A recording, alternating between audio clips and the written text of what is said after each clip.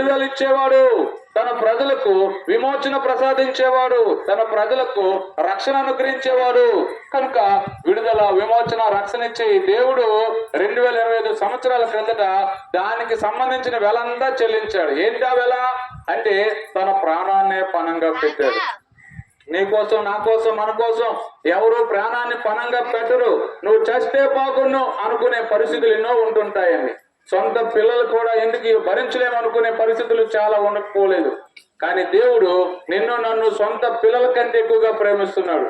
ఒకని తల్లి వారిని మర్చునేమో గాని నేను నిన్ను మరువను అని అంటున్నాడు. ఎంత గొప్ప సంగతి! కాబట్టి ప్రియమైన వారులారా, నా అరచేతులు చూడు, నేను చెక్కుకొని ఉన్నాను అంటున్నాడు. ఎంత ప్రేమమయుడండి! నిన్ను తన చేతుల్లో చెప్పుకున్నాడు. నిన్ను కాపాడుటకు కనురెప్ప కూడా వేయను అని అంటున్నాడు. ఇంత మంచి దేవుడు మనందరి కొరకు ప్రాణం పెట్టి ఒక విలువైన పరలోకపు స్వాస్థ్యాన్ని సిద్ధపరిచాడు.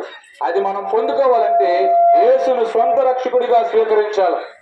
ఏసే నా దేవుడు, ఏసే నా విమోచకుడు, యేసు ద్వారా నేను నిత్యత్వానికి వెళ్తాను, ఈయనని ఈరోజు తెలుసుకోవడానికి నాకు అవకాశం వచ్చినందుకు నేను ఎంతో ఆనందిస్తున్నాను అనేవారు ఎవరైనా ఉంటే పరుగున రాగలిగితే మీ కొరకై ప్రార్థన చేసి ముందుకు వెళ్తాం.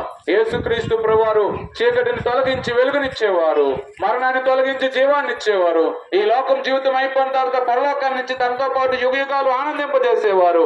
అలాంటి ఆనందం కావాలంటే ఈ అనుకూలమైన సమయాన్ని ప్రభుని రక్షకునిగా స్వీకరించండి.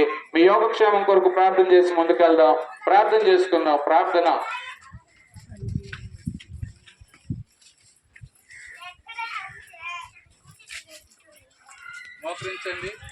ప్రార్థన చేసుకుందాం.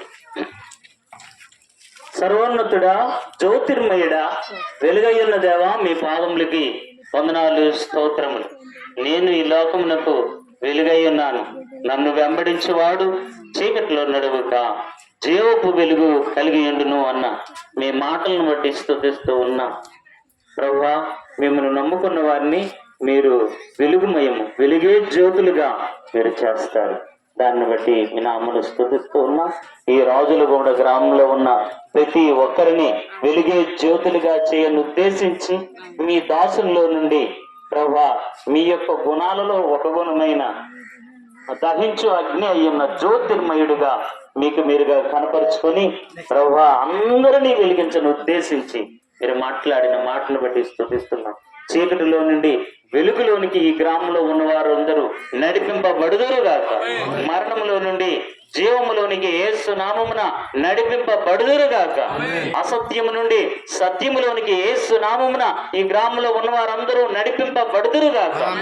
వీరి పేర్లు మా పేర్లను జీవ గ్రంథంలో రాయబడినట్లు ఈ గ్రామంలో ఉన్న వారందరి పేర్లు జీవ గ్రంథంలో లిఖింపబడునుగాక.